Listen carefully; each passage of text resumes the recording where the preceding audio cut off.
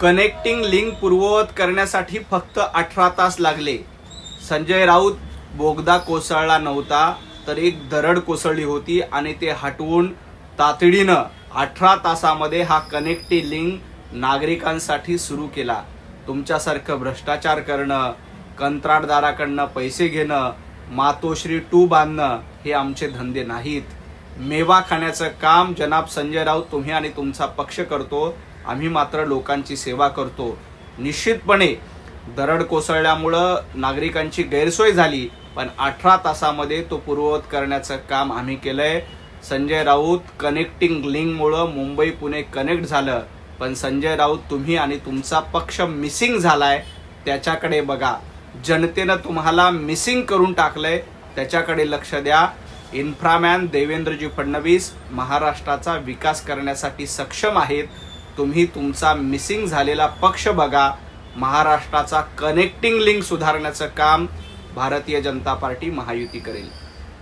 जनाब संजय राऊत यांनी कुंभमेळ्याची चिंता करू नये. तुम्ही इस्तेमाची चिंता करा, कारण तुम्हाला दाड्या पुरवण्याचा शौक आहे. कुंभमेळ्याची चिंता करण्यासाठी हिंदू बांधव सजग आहे. राज्य सरकार पूर्ण ताकदीने हिंदू बांधवांना एकत्र करण्यासाठी कुंभमेळ्याचं भव्य आयोजन करते. हिंदू एकत्रित येत असल्यामुळे संजय राऊत तुमचं पोट दुखतंय. तुम्हाला माहित आहे की कुंभमेळ्यामध्ये हिंदू एकत्र येईल, मग आपल्या दाढ्या कुरवळण्याचं काम बंद होईल. त्यामुळं कुंभमेळ्याची चिंता करण्यासाठी गिरीश महाजन आणि राज्याचे मुख्यमंत्री देवेंद्रजी फडणवीस सक्षम आहेत. तुम्ही इस्तेमा कसा ऑर्गनाईज करायचा, कशा पद्धतीनं दाढ्या कुरवळायच्या याची चिंता करा. भ्रष्टाचाराची सवय तुम्हाला आहे, कमिशनखोरीची सवय तुम्हाला आहे, हे महाराष्ट्रानं बघितलंय. गिरीश महाजन यांच्यावर टीका करण्याच्या पूर्वी पत्राचाळ आठवा आणि पत्राचाळीमध्ये शेकडो मराठी माणसाला कसं बेघर केलं ते आठवा आणि तुम्ही इस्तेमाची चिंता करा, कारण दाढ्या कुरवळून मतं मिळणं ही उभाटा गटाची आणि जनाब संजय राऊतांची परंपरा झाली. जनाब संजय राऊत, महाराष्ट्रामध्ये इन्फ्रामॅन कोण आहे आणि घर कोंबडा कोण आहे हे महाराष्ट्राच्या जनतेला नीट माहीत आहे. देवेंद्रजी फडणवीस साहेबांनी कनेक्टिंग लिंक बांधला, Atal Setu, coastal road, metro असे विविध पायाभूत प्रकल्प उभे केले. उद्धवजी ठाकरे मुख्यमंत्री असताना साधी वीट देखील तुम्ही रचली नाही. मेट्रो प्रकल्पाला खोडा घातला, विरोध केला. कोस्टल रोडला विरोध करण्याचं पाप तुमच्या सरकारनं केलं. त्यामुळं देवाभाऊ इन्फ्रामॅन आहेत, त्यामुळं जनतेनं त्यांना 3दा निवडून दिलं. आणि जे तुमचे मुख्यमंत्री घरात बसून होते, फेसबुकवर लाईव्ह देत होते, त्यामुळं घरात बसणाऱ्यांना पुन्हा घरात बसवण्याचं काम देखील जनतेनं केलंय.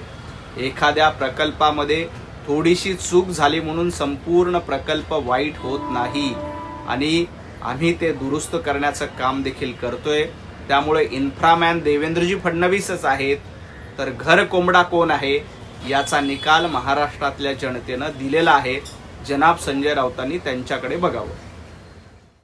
मुंबईतले 56 पूल, मुंबई पुणे एक्सप्रेस वे याचं श्रेय जनाब संजय राऊत यांनी घेऊ नये.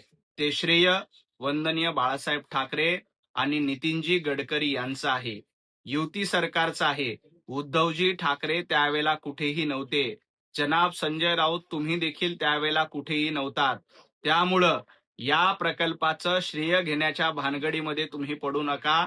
नितीनजी गडकरी आणि बाळासाहेब ठाकरे यांच्या स्वप्नातून झालेले ते प्रकल्प आहेत.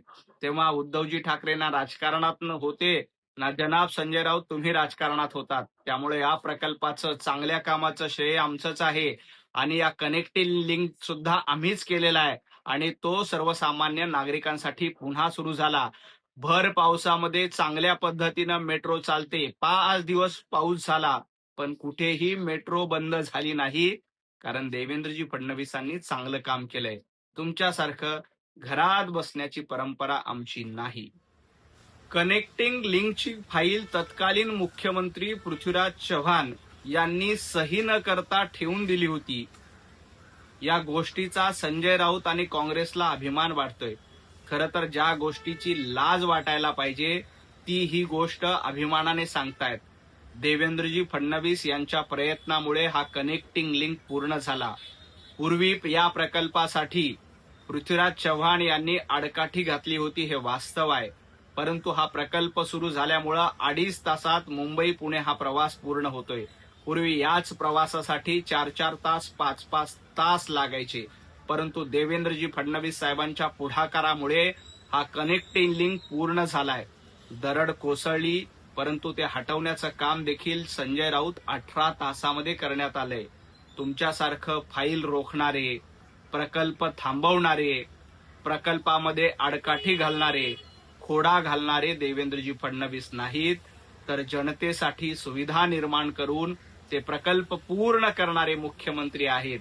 त्यामुळे ज्या गोष्टीची तुम्हाला लाज वाटायला पाहिजे, कनेक्टिंग लिंक झाला नाही याच्यासाठी महाराष्ट्राची माफी मागायला पाहिजे, ते तुम्ही अभिमानानं मिरवतायत. लक्षात ठेवा, जनता सजग आहे, जागी आहे. तुमची ही नौटंकी बघते आणि तुम्हाला माफ करणार नाही. जनाब संजय राऊत यांनी वारीची चिंता करू नये. वारीची चिंता करण्यासाठी हिंदू बांधव वारकरी सक्षम आहेत. तुम्ही नमाज पठण स्पर्धा कशी घ्यायची, अजान पठण स्पर्धा कशी घ्यायची याची चिंता करा. वारीची चिंता तुम्ही करू नका. कारण वारीबद्दल तुमचं काय मत आहे हे 2.5 वर्ष सरकार असताना बघितलंय. ही वारी भर पावसामध्ये, उन्हामध्ये, पुरामध्ये समर्थपणे पुढे नेण्यासाठी महाराष्ट्रातले वारकरी, हिंदू बांधव प्रयत्न करतात आणि त्यांच्यासोबत सरकार भक्कमपणे उभी आहे. त्यामुळं वारीची चिंता, विठुरायाची चिंता उभाटा गटाने आणि जनाब संजय राऊतांनी करू नये. कारण तुम्हाला नमाज पठण स्पर्धा घेणं, अजान पठण स्पर्धा घेणं याच्यामध्ये जास्त इंटरेस्ट आहे. तुम्ही ते काम करा. वारीची चिंता करण्यासाठी देवाभाऊ, वारकरी, हिंदू बांधव अतिशय सक्षम आहेत, हे जनाब संजय राऊतांनी ध्यानात ठेवावं. राम मंदिराच्या भ्रष्टाचार प्रकरणामध्ये कुणालाही सोडलं जाणार नाही. काही राजीनामे झालेत, या सर्वांकडनं पायी ना पायी वसुली केली जाईल. परंतु संजय राऊत, तुम्हाला प्रभू रामचंद्रांचं नाव घेण्याचा अधिकार नाही.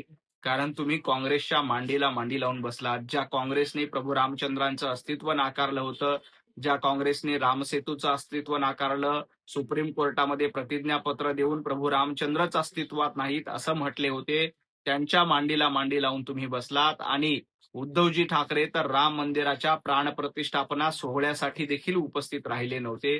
त्यामुळे प्रभू रामचंद्रांची चिंता तुम्ही करू नका. इथला हिंदू बांधव आणि राम भक्त प्रभू रामचंद्राची, राम मंदिराची काळजी घेण्यासाठी समर्थ आहेत. प्रभू रामचंद्रांचं अस्तित्व नाकारणाऱ्या काँग्रेसला प्रभू रामाच्या नावानं सत्याग्रह आंदोलन करण्याचा अधिकार नाही. ज्यांनी प्रभू रामचंद्रांचा जन्मच झाला नाही अशा पद्धतीचं प्रतिज्ञापत्र सुप्रीम कोर्टामध्ये दिले होतं, ते आज प्रभू रामचंद्रांच्या नावानं सत्याग्रह आंदोलन करण्याचा प्रयत्न करतायत. पण हर्षवर्धन सपकाळ, हे तुमचं आंदोलन नाही तर नौटंकी आहे. रामलल्लाचं मंदिर होऊ नये यासाठी काँग्रेसनं वर्षानुवर्ष प्रयत्न केले. 60 वर्ष काँग्रेसनं प्रभू रामचंद्रांचं अस्तित्व नाकारलं होतं. रामलल्लाच्या आंदोलनाची खिल्ली तुम्ही उडवली. उलट तुमच्यासोबत जे सत्तेवर होते त्यांनी राम भक्तांवर गोळ्या झाडून तुम्ही प्रभू रामचंद्रांच्या भक्तांचा खून केलाय. काँग्रेस आणि त्यांच्या साथीदारांचे हात राम भक्ताच्या खुनाने लाल झालेले आहेत. त्यामुळे तुम्हाला प्रभू रामचंद्रांबद्दल बोलण्याचा अधिकार नाही. प्रभू रामचंद्रांच्या नावानं आंदोलन करण्याचा तर अधिकार मुळीच नाही. राम मंदिरामध्ये जी काही गडबड झाली त्याची चौकशी केली जाते. कुणालाही सोडलं जाणार नाही. अटक करून पै ना पै वसूल केली जाईल. राम भक्तांशी छेडणाऱ्यांना किंवा त्यांच्याशी दगा देणाऱ्यांना कुणीही सोडणार नाही.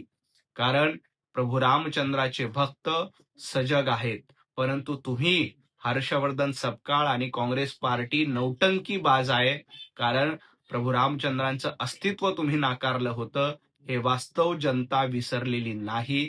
त्यामुळं तुम्ही प्रभू रामचंद्रांच्या नावाने हे सत्याग्रह आंदोलन नाही तर नौटंकी आंदोलन करताय, हे महाराष्ट्रातील आणि देशाच्या जनतेला माहिती आहे.